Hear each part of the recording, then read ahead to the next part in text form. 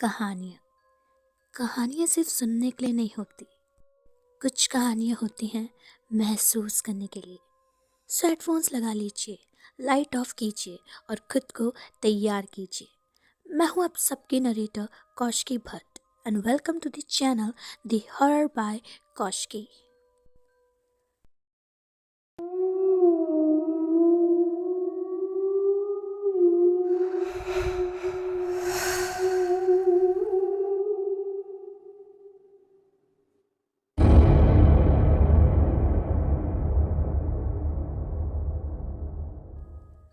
अच्छा, एक काम करिए। आप अगर मुझे सुन रहे हैं तो अपने दिमाग में कोई ऐसा इंसान सोचिए जो आपके बहुत ज़्यादा करीब है। सोच लिया? अब मेरी बात को सुनिए। आई नो ये सब कुछ कितना ज़्यादा अनरियलिस्टिक और अनबिलीवेबल लग सकता है, क्योंकि मुझे भी पहले ऐसे ही लगा था। लेकिन क्या हो अगर मैं आपको ये बोलूं कि जिस इंसान के बारे में आप अभी सोच रहे हैं वो इंसान इंसान हो ही ना।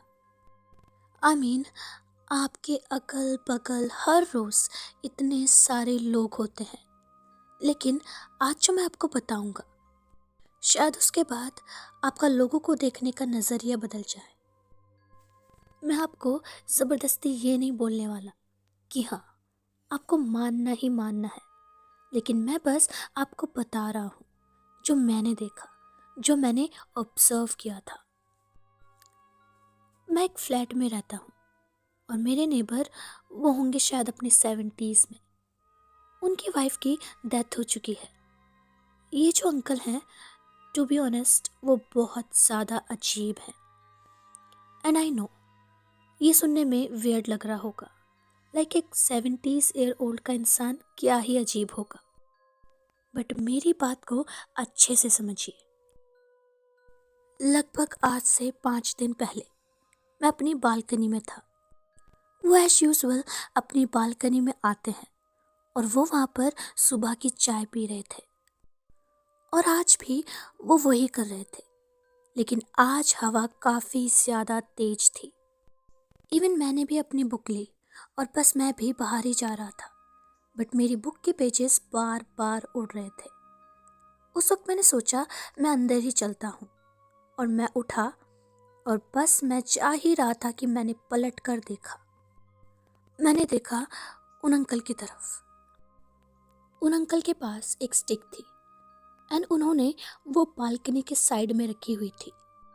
साइड से उनकी बालकनी की रेलिंग टूटी हुई थी एंड वो स्टिक हवा की वजह से अपने आप ही बस उस कॉर्नर से गिरने ही वाली थी। और ठीक जैसे ही ऐसा हुआ, मैंने देखा कि उन अंकल का हाथ एकदम से बहुत ही ज़्यादा स्ट्रेच हो जाता है। उनका हाथ बहुत ही ज़्यादा लंबा हो चुका था और अपने उसी स्ट्रेच्ड हाथ से उन्होंने वो स्टिक उठा ली थी। वो स्टिक ऑलमोस्ट बालकनी से गिरने वाली थी एंड ह्यूमनली ये पॉसिबल था ही नहीं कि कोई उसको पकड़ ले। एंड ये होते हुए मैंने अपनी इन दोनों आंखों से विटनेस किया था। उस वक्त मुझे उस चीज़ पर यकीन ही नहीं हुआ कि उन अंकल ने मेरी तरफ देख लिया और एक अजीब से स्माइल उन्होंने मेरी तरफ देख कर करी। उनका चेहरा जब मैंने देखा, मुझे ऐसा लग रहा था जैसे कि मानो वो कोई इंसान हो ही ना। उनके चेहरे पर जो वो वियर्ड सी स्माइल थी, वो इतनी बड़ी थी कि किसी इंसान की स्माइल इतनी ज़्यादा लंबी खिंच ही नहीं सकती थी। इस इंसिडेंट के बाद अब मुझे ऐसी ऐसी चीज़ें भी देखने को मिली जो कि ऐसा ह्यूमन बीइंग्स कभी हम अपनी डेली लाइफ में ऑब्जर्व करते ही नहीं हैं। और मुझे अब फिगर आउट करना ही था कि एक्चुअली में है क्या। मैंने डिसाइड किया कि मैं इस बारे में पता लगाऊंगा और ये आदमी है कौन जो यहाँ पर रह रहा है। मैंने उसके बाद सोसाइटी के लोगों से बातचीत करी। उन सब के अकॉर्डिंग उनकी वाइफ की डेथ हो चुकी थी एंड वो यहाँ पर रहते थे, और इस बात के अलावा किसी को कुछ भी नहीं पता था। एक तो जिस जगह में मैं रहता हूँ यहाँ के लोग बहुत ही बिजी और अपने में ही रहते हैं, बट ये सब कुछ स्टिल वियर्ड था। और फिर एक दिन जब मैं घर आता हूँ, मैंने ठीक अपने डोर के पास एक बॉक्स देखा और उस बॉक्स में लिखा हुआ था फ्लैट नंबर 105। मेरा फ्लैट 104 था, लेकिन ठीक मेरे बगल में 105 था, जो कि मेरे उन्हीं नेबर का था। मैंने उस बॉक्स को उठाया और मैं उसको अंदर लेकर चला गया। मैं जैसे ही उस बॉक्स को अंदर लेकर जाता हूँ और देखता हूँ कि उसमें है क्या, तो मैंने उसके अंदर कुछ फोटोग्राफ्स देखी। उस फोटोग्राफ्स में मैंने खुद को बालकनी में देखा और कुछ फोटोग्राफ्स में मैंने अपने आप को हॉल में देखा और कुछ में तो मैं अपने हॉल में टीवी देख रहा था। ऐसा लग रहा था जैसे कि मानो किसी ने बालकनी से मेरी फ़ोटो ली हो, लेकिन बालकनी तो काफ़ी ज़्यादा दूर है और ये तो पॉसिबल ही नहीं था। मैंने जब ये सब देखा तो मैं डर चुका था और साथ ही साथ मुझे गुस्सा भी आ रहा था कि ये है कौन और इन्हें चाहिए क्या और ये मेरी फ़ोटोज़ क्यों ले रहे हैं। मैं इसके बाद सीधा सीधा उनके घर में चला जाता हूँ और मैंने डोरबेल को बजाया और इसके बाद कुछ ही मिनट्स में एक 70 इयर्स ओल्ड बाहर आते हैं। जैसे ही मैंने उनको देखा, मुझे जितना ज़्यादा गुस्सा आ रहा था वो सब शांत हो चुका था।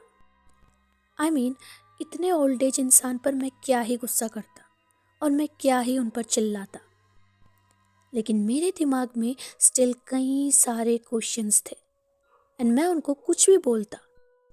उन्होंने मुझसे कहा, अंदर बैठो। नहीं नहीं, मैं बाहर ही ठीक हूँ, एक्चुअली मैं ये पूछ रहा था। मैंने कहा अंदर बैठो। उनके ऐसा कहते ही उनका एक हाथ झटके से मेरे कॉलर पर आ जाता है और इसके बाद उन्होंने मुझे अंदर की तरफ धक्का दे दिया। मैं नीचे गिर जाता हूँ और उन्होंने दरवाजे को बंद कर दिया। और दिस टाइम मैं उनके पूरे के पूरे घर को पहली बार देख रहा था। उनका घर अंदर से बिल्कुल ठंडा था एंड कोई इंसान ऐसी जगह पर कैसे रह सकता है। ऐसा लग रहा था जैसे कि मानो वहाँ कोई तो चीज़ काफ़ी वक्त से सड़ रही हो, लेकिन उन्हें देखकर मैं साफ साफ कह सकता था कि उन्हें इन सब चीज़ों से कोई भी फ़र्क नहीं पड़ रहा था। उनके अकॉर्डिंग वो जगह उनके लिए कंफर्टिंग थी। ये सब होने के बाद मैं डर चुका था। मुझे ये नहीं समझ में आ रहा था कि एक 70 साल के इंसान में इतनी एनर्जी कहाँ से आ रही है। इसके बाद मैंने देखा वो एक बहुत वियर्ड तरीके से चल रहे थे। उनके पास वही स्टिक थी जो कि उन्होंने बालकनी से गिरते हुए पकड़ी थी और अब वो धीरे धीरे मेरे पास आ रहे थे। मैं बस ज़मीन से उठ ही रहा था, लेकिन जिससे पहले मैं उन्हें कुछ बोलता, मैंने इस बार उनके चेहरे को देखा और उनके मुंह से एक हरे रंग का लिक्विड मैं साफ साफ गिरते हुए देख सकता था। मैं भागता हूँ और मैं दरवाजे को खोलने की कोशिश कर रहा था, लेकिन वो दरवाज़ा नहीं खुल रहा था। लेकिन फिर इतने में मैंने अपने पैर में एक जकड़न को महसूस किया। मैंने जब अपने पैर की तरफ देखा तो उस आदमी का हाथ मेरे पैर पर था। वो मुझसे काफ़ी ज़्यादा दूर खड़े थे, लेकिन उनका वो हाथ स्ट्रेच हो चुका था और ऑब्वियस था कि ये कोई इंसान नहीं कर सकता था। किसी भी केस में ये हो ही नहीं सकता। मैं घबरा चुका था। मैंने डर कर उनकी तरफ देखा और वो मुझे धीरे धीरे घसीटते हुए अपनी तरफ लेकर आने लगते हैं। ऐसा लग रहा था जैसे कि मानो वो मेरे अंदर की पूरी एनर्जी को भी एब्जॉर्व कर रहे हों। और फिर इसके बाद एक ऐसा पॉइंट आता है जब मैं बेहोश हो चुका था। मुझे कुछ भी समझ में नहीं आ रहा था और मेरी आंखें भी उन्हीं के अपार्टमेंट में खुलती है। मैं खुद को डिनर टेबल में देख सकता था। मैं उस टेबल पर ऐसा लग रहा था जैसे कि मानो या तो मैं बेहोश होकर गिरा हूँ या फिर मुझे वहाँ पर लेटाया गया है। उस वक्त तक अंधेरा हो चुका था और वो आदमी मुझे कहीं भी नज़र नहीं आया। मैं भागते हुए दरवाजे की तरफ जाता हूँ और टू माई लक और टू माई सरप्राइज वो दरवाज़ा खुल चुका था। मैं भागते हुए वॉचमैन के पास जाता हूँ और उसको मैंने सब कुछ बताया। वो मेरे साथ उसी घर में जाता है, लेकिन वो आदमी वहाँ पर नजर ही नहीं आया। मैंने हर किसी को बताने की कोशिश करी कि मेरे साथ क्या हुआ है, बट किसी ने भी मेरी किसी भी बात पर यकीन नहीं किया। लेकिन एक चीज़ जो सबने देखी थी वो ये थी कि वो घर ह्यूमनली नहीं था। वहाँ वो स्मेल और हद से ज़्यादा ठंड होना कोई नॉर्मल बात तो नहीं थी। और आज ये सब हुए 5 दिन हो चुके थे और अभी मैं अपनी बालकनी में गया था, और जब मेरी नज़र उसी आदमी के बालकनी में गई तो उस इंसान को मैं उसकी बालकनी में खड़ा हुआ देख सकता था। लेकिन उसके बगल में मैं एक और जाने माने इंसान को भी देख सकता था, और वो इंसान और कोई नहीं बल्कि मैं ही था। मैं ये देखकर काफ़ी ज़्यादा डर चुका था। मुझे मेरे हाथों में एक दर्द महसूस होता है, और उस दर्द को मैं काफ़ी वक्त से इन 5 दिनों में इग्नोर कर रहा था। मैं अपने हाथ की तरफ देखता हूँ तो वहाँ पर एक चोट थी। उस चोट से एक अजीब सा हरे रंग का ब्लड निकल रहा था। वो चीज़ को देखकर ऐसा लग रहा था जैसे कि मानो वो मेरे रेड ब्लड में मिक्स हो चुकी हो। एंड देन मैं खुद को ही उस बालकनी में देखता हूँ। वो दोनों मुझे एक अजीब सी आंखों से घूर रहे थे, और फिर वो इंसान जो मेरी तरह दिख रहा था वो धीरे धीरे स्माइल करने लगा, और वो स्माइल धीरे धीरे उसके चेहरे पर फैलने लगती है, जैसे कि मानो वो दोनों मुझे चिढ़ा रहे हों। और जिससे पहले मैं कुछ भी करता वो फिर से अंदर की तरफ चले गए। मैं फिर से वॉचमैन के पास गया, लेकिन उसने मेरी बात पर यकीन नहीं किया। अब इसके बाद मैंने पुलिस को इन्फॉर्म कर दिया था, लेकिन जब तक वो आते वहाँ पर कोई भी नहीं था, ना वो आदमी और ना वो इंसान जो कि मेरे ही शक्ल का था। इसके बाद जब उस घर में इन्वेस्टिगेशन होती है तो वहाँ पर मिलती है एक डेड बॉडी, जो कि उसी 70 साल के आदमी की थी, जो कि काफ़ी ज़्यादा पुरानी थी और सड़ चुकी थी। लोगों ने ज़्यादा ना सोचकर ये कंक्लूज़न निकाला कि वो 70 साल का आदमी मर गया होगा और घर में ठंड की वजह से बाहर स्मेल नहीं आई होगी।